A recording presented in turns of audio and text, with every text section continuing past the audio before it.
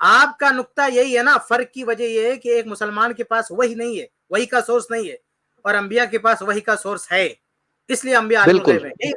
بالکل نا, بالکل اب میرا سوال یہی یہ نقطہ, میرے بھائی, بالکل یہی نقطہ ہے. اب میرا سوال یہ کہ فرشتے کے عالم الغیب ہیں, کیونکہ وہ وہی لانے والے وہی ہوتے ہیں.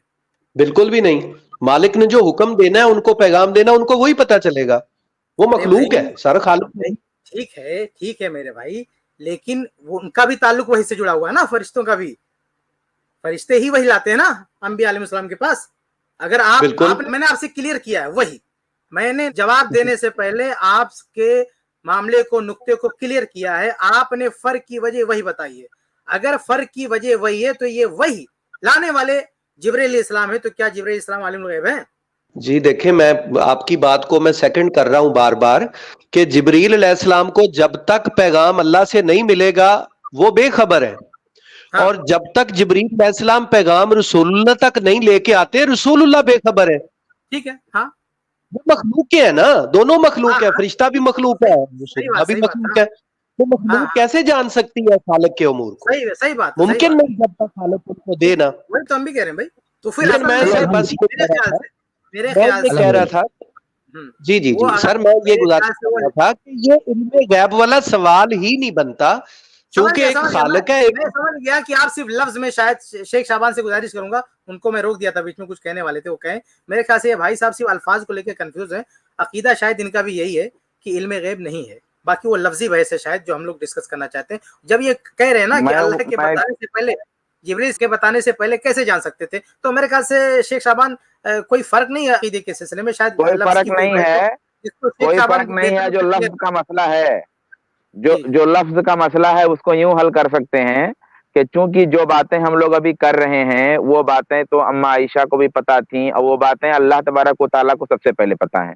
اللہ کو یہ معلوم ہے کہ میں جبریل کے ذریعہ نبی صلی اللہ علیہ وسلم کو خبر دے رہا ہوں, اور نبی صلی اللہ علیہ وسلم کے دل میں بھی بات ڈالی جا رہی ہے, اور گھنٹی کی آواز بھی آتی ہے, اس کے ذریعہ بھی نبی صلی اللہ علیہ وسلم کو خبر مل رہی ہے. تو مختلف ذرائع سے اللہ تبارک و تعالیٰ محمد عربی صلی اللہ علیہ وسلم کو خبر دے رہا ہے. یہ بات خود اللہ کو پتا ہے, اور ظاہر سی بات سب سے پہلے اللہ کو پتا ہے.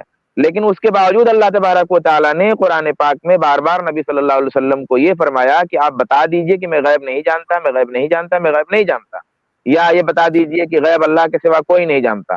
اس کا مطلب یہ ہوا کہ رسول گرامی صلی اللہ علیہ وسلم کے پاس اللہ تبارک و تعالیٰ کی طرف سے بہت سارا علم تھا, جو مخلوقات میں کسی کو نہیں ہے رسول اللہ صلی اللہ علیہ وسلم جیسا علم.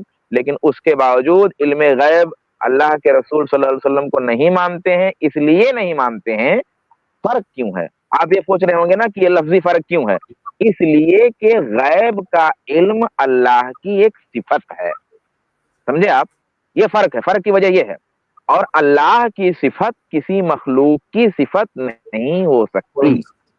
غیب کا علم اللہ کی ایک صفت ہے, اور وہ صفت کسی مخلوق کے نام سے نہیں جوڑی جا سکتی.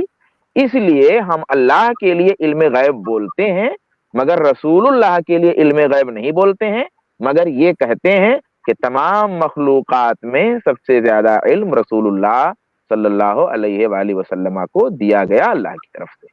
السلام علیکم ورحمۃ اللہ وبرکاتہ. اس کلپ کی فل ویڈیو دیکھنے کے لیے ہمارے چینل پر ضرور آئیں.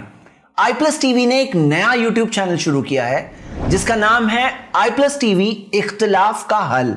اس چینل پر صرف اختلافی مسائل پر ویڈیوز آئے گی, لیکن دلائل کے ساتھ اور بھائی چارگی کے ساتھ.